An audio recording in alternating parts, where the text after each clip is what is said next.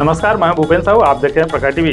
प्रखर टीवी में हम आपको धमतरी जिले के ही नहीं बल्कि राज्य और देश की खबरों को आप तक पहुंचाते हैं। जिले की सारी गतिविधियां, चाहे वह राजनीतिक हो, क्राइम हो, सामाजिक हो, हर क्षेत्र की खबर हम आप तक पहुंचाते हैं। इस वक्त की क्या खास खबर है प्रखर टीवी में, यह जान लेते हैं।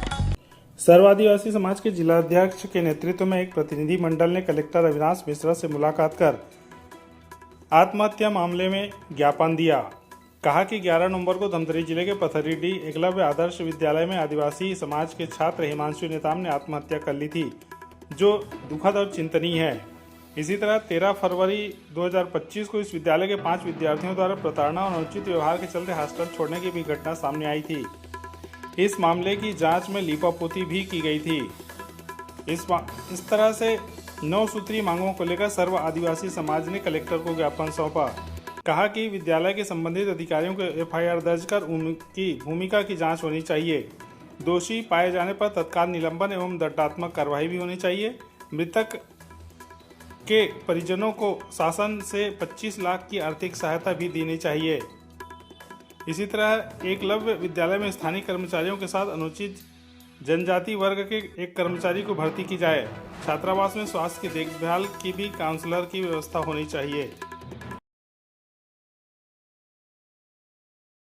जो 5 बच्चे भगे थे, आप लोग बोलते हो हम कभी कमेटी बना दिए, आप लोग लिपापोती करोगे, फिर वैसे कर दोगे।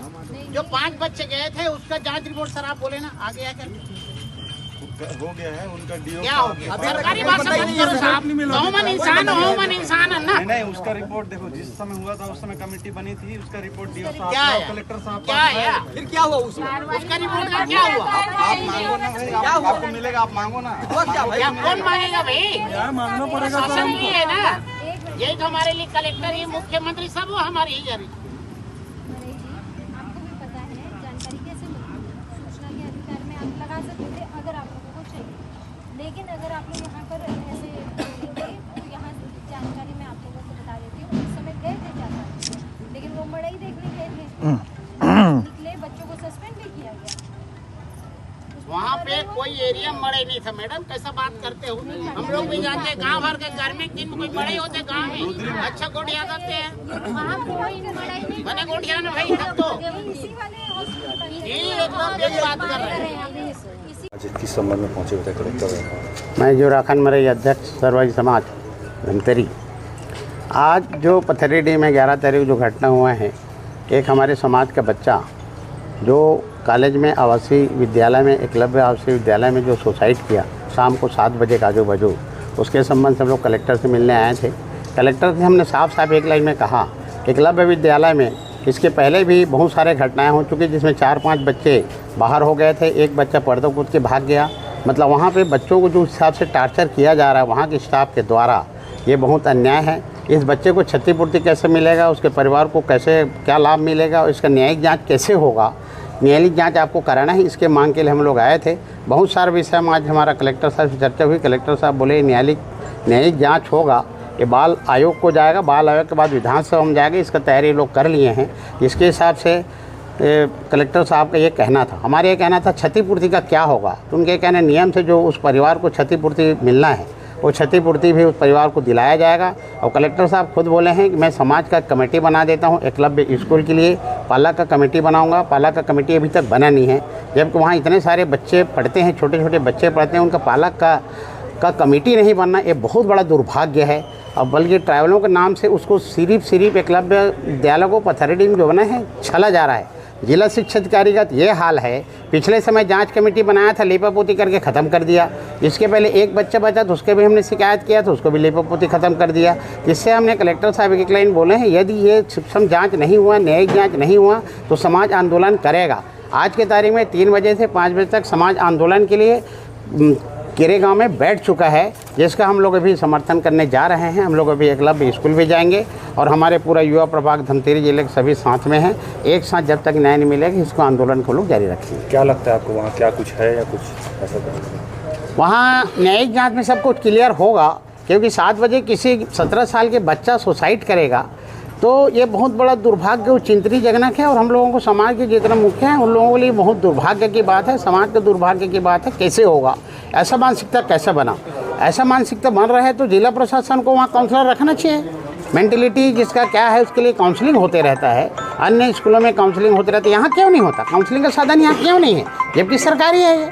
सरकार का सारी सुविधा होने के बाद भी, संसाधन होने के बाद भी सुविधा नहीं मिलना, ये बहुत बड़ा दुर्भाग्य है।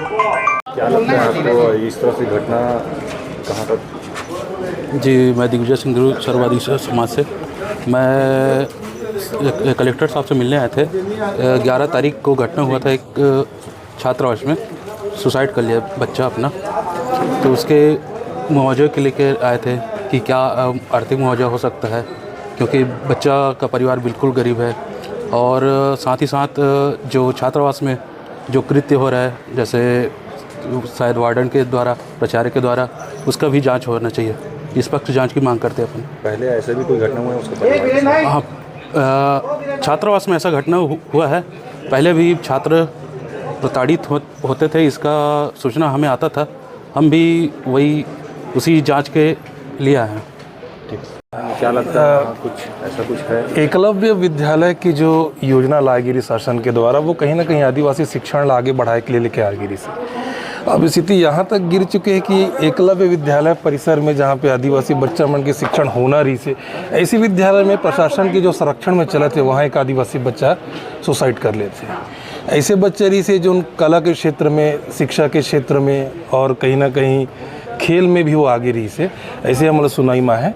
और बावजूद ये घटना होना बहुत ही दुर्भाग्यपूर्ण की बात है। एक हम घोर निंदा करथन और साथ ही साथ हमारा आज युवा प्रभाग की समस्त टीम एक विरोध में चक्का जाम करने वाला है। और अब सबो जन ला, युवा प्रभाग की टीम ला और पूरा जो हमारे धमतरी के सबो साथी मन है, सब ला हम आह्वान करना चाहते हैं। चक्का जाम कहाँ पास करने वाला? कुकरेल में चक्का जाम करबो। और जी सर, ये आदिवासी समाज जन आए थे, कुछ समस्याओं को लेकर कुछ आवेदन भी दिए हैं आवासीय परिसर का, आवासीय विद्यालय को लेकर। हाँ, ये हमारे जो हमारे एकलव्य विद्यालय है पत्थरीडीह में, उसके संचालन के संबंध में आदिवासी समाज का एक डेलीगेट आज आया था मिलने के लिए जिला प्रशासन से, और काफ़ी सारी समस्या थी। एक रिसेंटली एक बड़ा अनफॉर्चुनेट इंसिडेंट हुआ है जो एक लड़का सुसाइड वहाँ पे किया, उसी संबंध में, और बाकी ओवरऑल संचालन के लिए भी आए हुए थे।